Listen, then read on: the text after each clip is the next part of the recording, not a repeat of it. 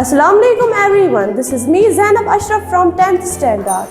Today we will do an experiment on to verify the laws of reflection using mirror strip. Material required: drawing board, white paper, scale, protector, mirror holder, mirror strip, pencil and 8 pins. Myself Saharias from the same standard. Now I would like to tell you the theory of reflection.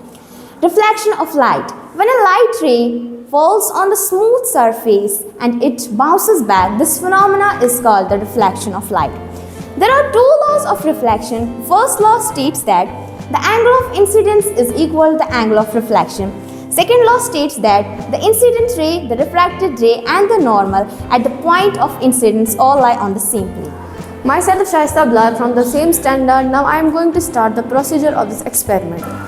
पहले ही हम pins की मदद से इस white sheet को इस wooden table पे fit करेंगे।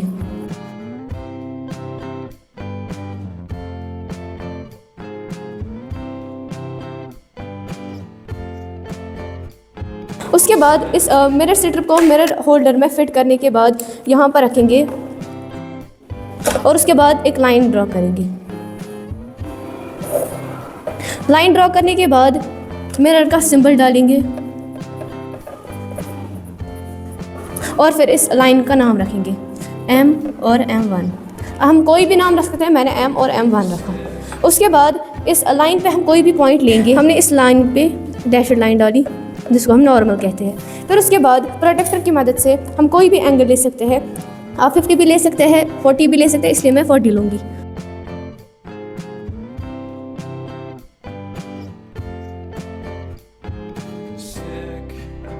और अब इन दो पॉइंट इसको मीट करेंगे। इस लाइन पे हम दो पिन्स को फिट करेंगे।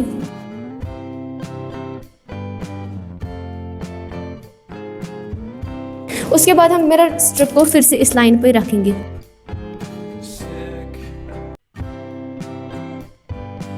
इसके बाद हमें क्या करना है, हमें इस साइड से देखना है।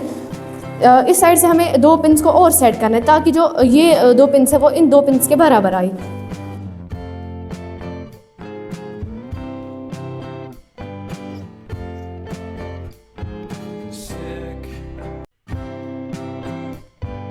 इसके बाद अब देख सकते हैं ये जो चारों पिन्स है ये एक ही डायरेक्शन में आ गई है। येलो पिन जो है वो ग्रीन पिन्स के बराबर आ गई एक स्ट्रेट लाइन में। उसके बाद हम इस मिरर स्ट्रिप को रिमूव करेंगे। इन पिन्स को भी रिमूव हम करेंगे और इनको हम नाम रखेंगे P1, P2,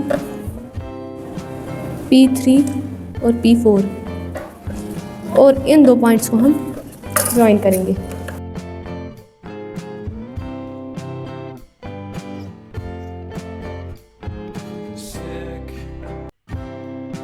उसके बाद प्रोटेक्टर की मदद से हम देखेंगे कि ये एंगल बराबर आया कि नहीं।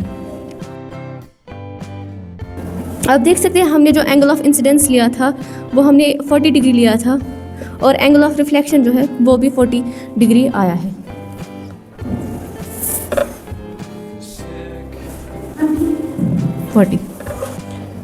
Angle of incidence is equal to 40 degree, angle of reflection is equal to 40 degree. इसका मतलब एंगल ऑफ इंसिडेंस बराबर है एंगल ऑफ रिफ्लेक्शन का। यही हमें प्रूव करना था। इस एक्सपेरिमेंट के ज़रिए से हमें ये प्रूफ हुआ कि एंगल ऑफ इंसिडेंस जो है वो हमेशा इक्वल होता है एंगल ऑफ रिफ्लेक्शन की। और जो दूसरा लॉ है इस रिफ्लेक्शन ऑफ लाइट का वो ये है कि इंसिडेंट रे, रिफ्लेक्टेड रे और जो नॉर्मल है वो तीनों हमेशा एक ही प्लेन पे लाई करती है, एक पॉइंट पर, जिस पॉइंट को हम पॉइंट ऑफ इंसिडेंस कहते हैं। This was all from us. Thank you for watching. या मानिला।